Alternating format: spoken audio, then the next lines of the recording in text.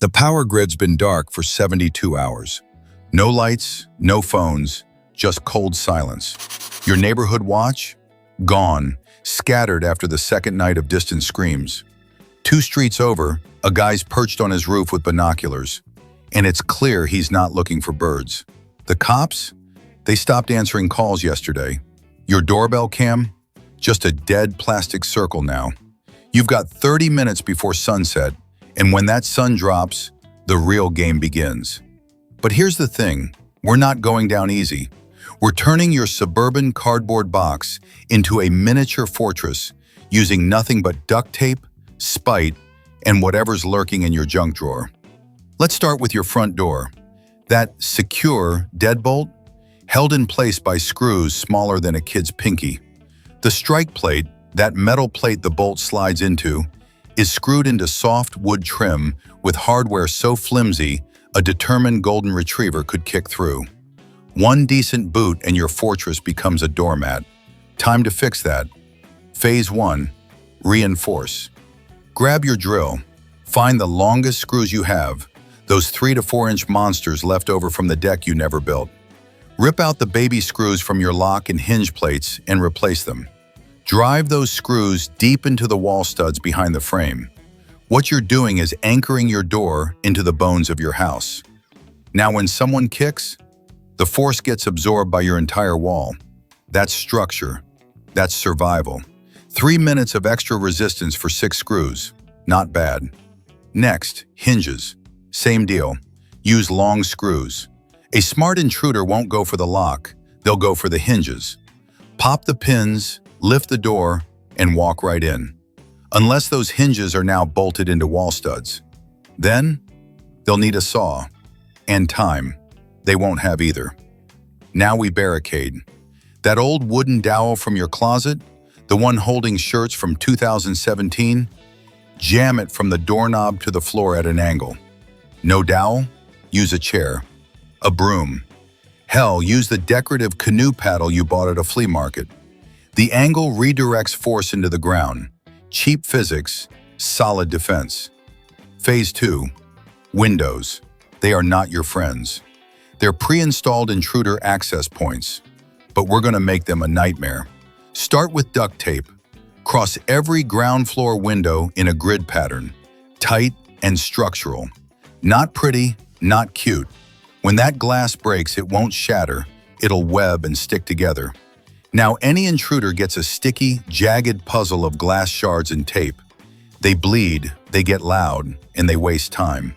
Now shove heavy furniture in front of those windows. Dressers, bookshelves, the treadmill you use as a laundry rack, anything big. Make them climb over 200 pounds of awkward. Bonus points for noise. Close your curtains. You're not hiding, you're weaponizing uncertainty. They don't know what's inside. They don't know if you're watching. That's powerful. Phase 3.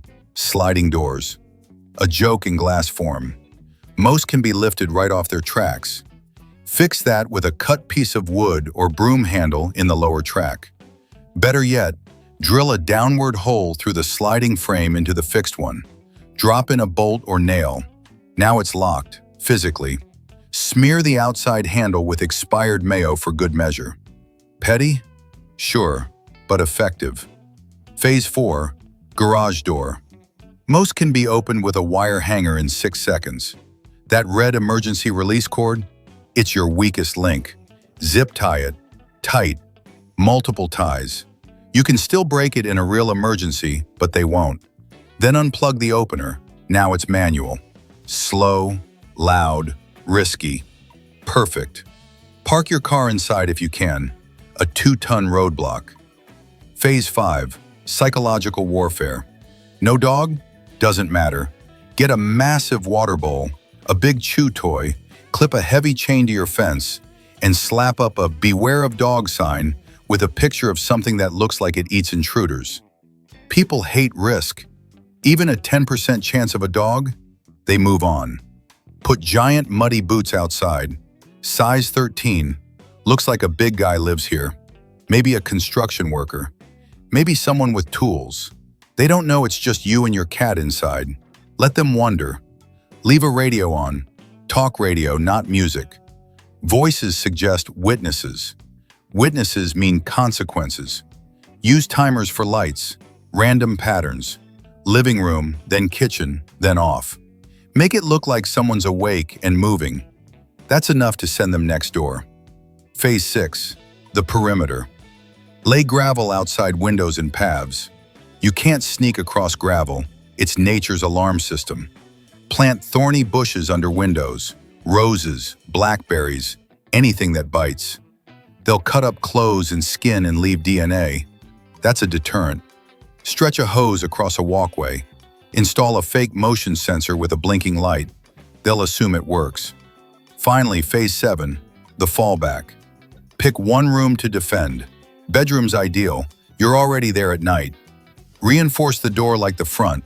Long screws, a wedge, a lock. Inside, phone, flashlight, water, snacks, weapon of choice. Teach your family a code word, thunderstorm or pineapple. When they hear it, everyone goes to the fallback room. No hesitation. Why does all this work? Because you don't need to be a fortress.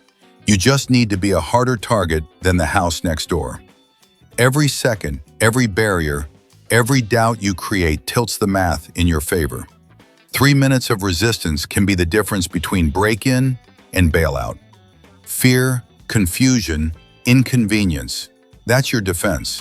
They expected a soft target.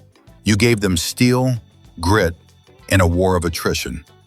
Let them be disappointed.